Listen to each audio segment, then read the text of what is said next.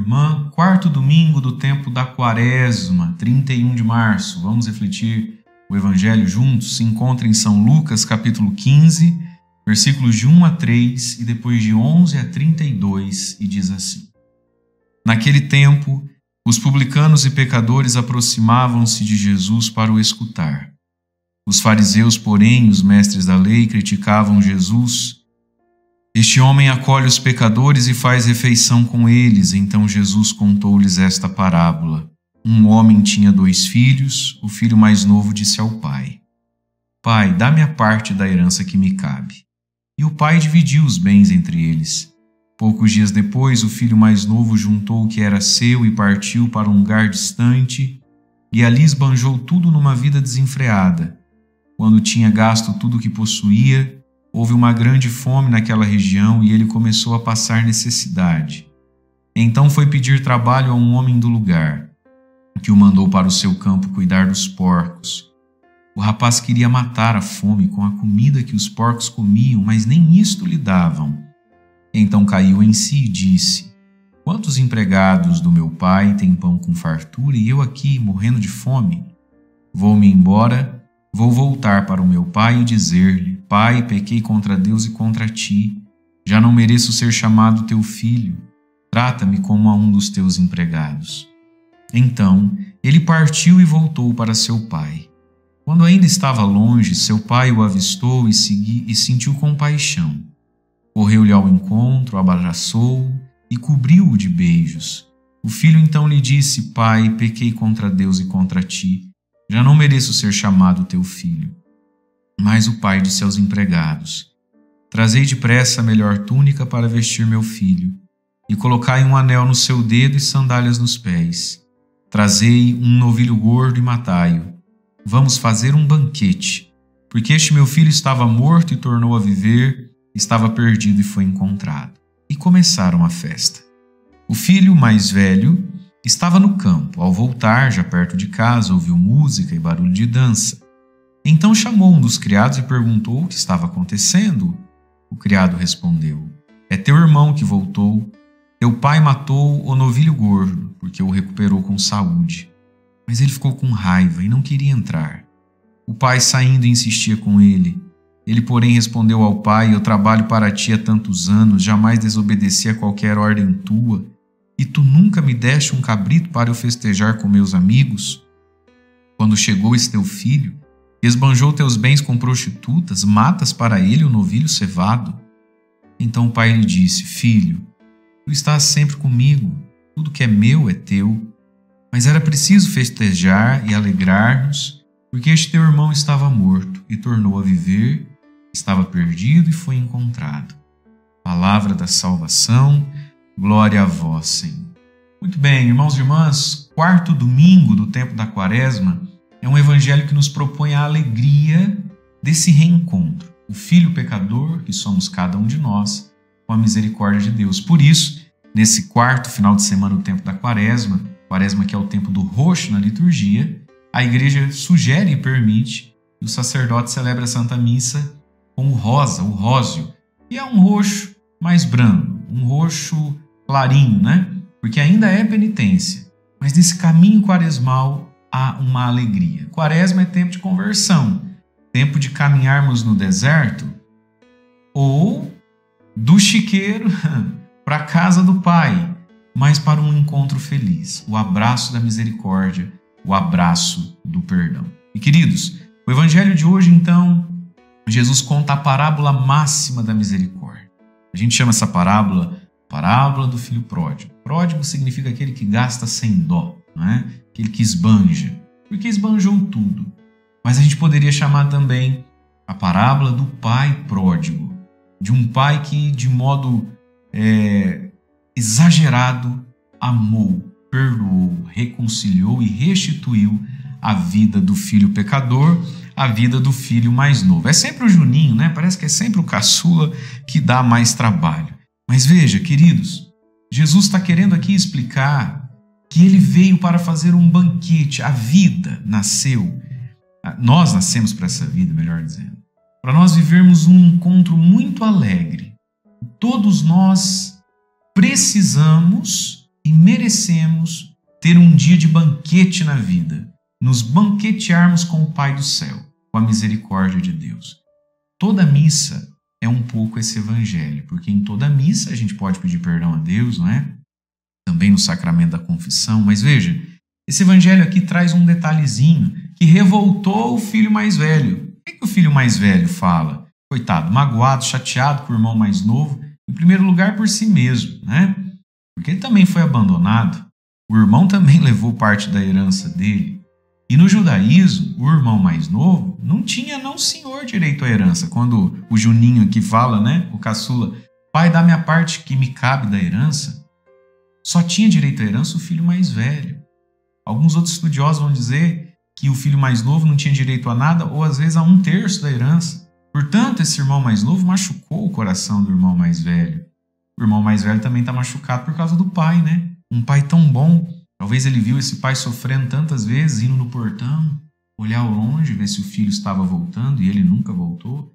Esse irmão está machucado. Mas a gota d'água para o irmão mais velho está aqui no meio do evangelho, no versículo 30, quando ele diz assim: quando chegou esse teu filho que esbanjou teus bens com as prostitutas, matas para ele o novilho cevado? Como assim, pai? O novilho cevado não. E aqui está a chave da quaresma, da missa, da Semana Santa e da Páscoa. O que é esse novilho cevado que revoltou tanto? Não dá a impressão quando a gente lê? O irmão mais velho até ia entrar nessa festa, mas o novilho cevado não. O povo judeu, os pais de família, todos os anos tinham um novilho cevado, o novilho gordo aqui no singular, que é o novilho da noite da Páscoa.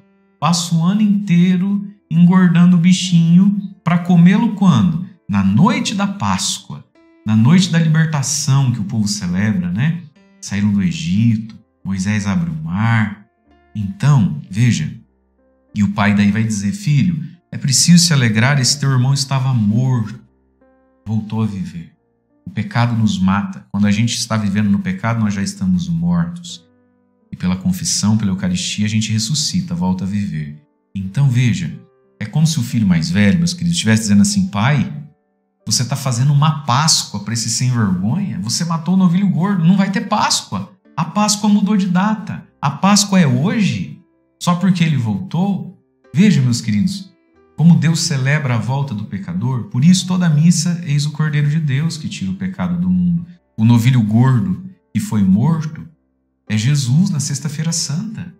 Ressuscitado é a nossa Páscoa. Então, sempre que a gente se confessa, o padre dá a absolvição, o que está acontecendo ali? Uma Páscoa que é fundamentada, e aqui está, não tem Páscoa sem o novilho gordo, não tem Páscoa sem Jesus, não tem salvação sem a Santa Missa. Isso significa, isso é cada missa celebrada no mundo a cada dia. Esse reencontro. Deus que sacrifica o novilho gordo, o Filho Jesus, e faz Páscoa quando a gente volta para Ele. E aí, queridos, Quaresma é tempo da gente cair em si, né? O menino caiu em si.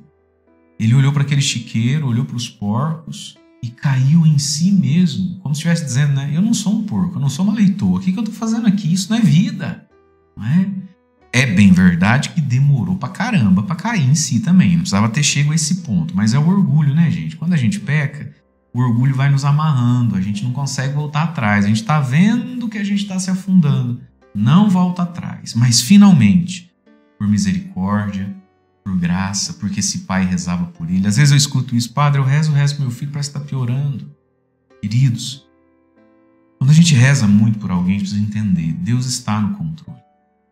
Mas cada um precisa trilhar o seu caminho. E às vezes nós amamos pessoas que precisam ir para o chiqueiro, precisam ir para o fundo do poço. Não é, pai, mãe, que as suas orações não valem nada. Não é isso. É justamente as suas orações que vão fazer que lá no meio do chiqueiro ele se lembre de Deus. Ele se lembre da família, ele se lembre da catequese que um dia ele recebeu. Nossas orações não são em vão, não. Oremos e oremos com fé. E se parece que está piorando, Deus está agindo aí. Nossas orações não são em vão. Porque tem gente, meus queridos, que precisa ir para o chiqueiro. E lá, mais do que caiu no chiqueiro, ele caiu em si mesmo. Meu Deus, que vida é essa? Eu não sou isso. Lá na casa do papai tem pão com fartura. E aqui começa, né? Gente, Deus é tão misericordioso que ele aceita até o arrependimento interesseiro. O que fez esse menino querer voltar para o pai no primeiro momento foi a fome dele e a falta de pão, não é? Foi isso que fez ele querer voltar para o pai. Os nossos arrependimentos são muito assim. A gente se arrepende por quê? Se arrepende porque está no prejuízo. Se arrepende porque deu errado. Se tivesse dando certo, estava lá no chiqueiro até hoje. Mas a partir disso, então, vem a contrição perfeita, o arrependimento perfeito. Ele diz, na fome que sente, na dor que sente, ele consegue entender. Pequei contra Deus, pequei contra ti. Bendito sofrimento, benditos fracassos da nossa vida que nos fazem cair em si mesmo e que nos fazem enxergar Deus e o outro. Bendita dor, bendita derrota que faz com que você e eu possamos abrir os olhos e ver, meu Deus, eu estou machucando Deus, eu estou machucando minha mãe, meu pai, meus amigos, minha família e eu mesmo. E então ele volta. E volta humilde. Ele estava humilhado, mas ainda não era humilde. Agora ele está humilhado e humilde. Nem todo humilhado é humilde. Esse menino ganhou a graça da humildade. Pai, pequei e não mereço nada. O que o Senhor me der é mais do que o merecido. Essa postura de quem não sabe que não tem direito. Gente, o que nós vamos exigir de Deus? Nós somos esse filho pródigo, ninguém pode exigir nada dele. O que o Senhor der é graça. E quando Deus vê um humilde, ele restitui tudo, porque agora sim esse menino está pronto para ter tudo que tinha antes. Se perdeu porque tinha sem ser humilde.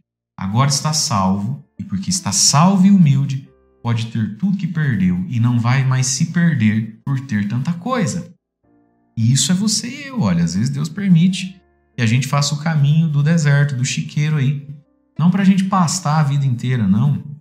Deus quer nos restituir, mas primeiro a gente precisa estar humilde de novo. Deus quer nos dar a posse das coisas. A primeira leitura da liturgia desse final de semana está lá em Josué, preste atenção que você vai ouvir na missa que você vai participar. Deus dá a terra para o povo e diz: naquele ano comeram dos frutos da terra de Canaã e os israelitas não mais tiveram maná.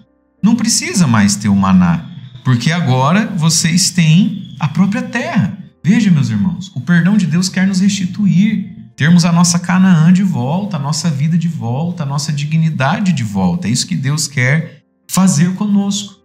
E a segunda leitura da missa deste final de semana, que é da segunda carta de Paulo aos Coríntios, vai dizer: se alguém está em Cristo, nova criatura é, as coisas velhas já passaram, tudo novo se fez. Irmãos e irmãs, vamos trilhar o caminho de volta do chiqueiro para a casa do Pai. Nos levantemos, sejamos novas criaturas, que as coisas velhas fiquem para trás, façamos uma boa confissão da nossa vida e vivamos cada Santa Missa com essa tremenda gratidão, com o constrangimento de saber: Deus matou o novilho gordo. Deus sacrificou o seu filho. Deus faz uma festa de Páscoa quando eu volto para Ele. Deus abençoe você. Em nome do Pai, do Filho e do Espírito Santo. Amém.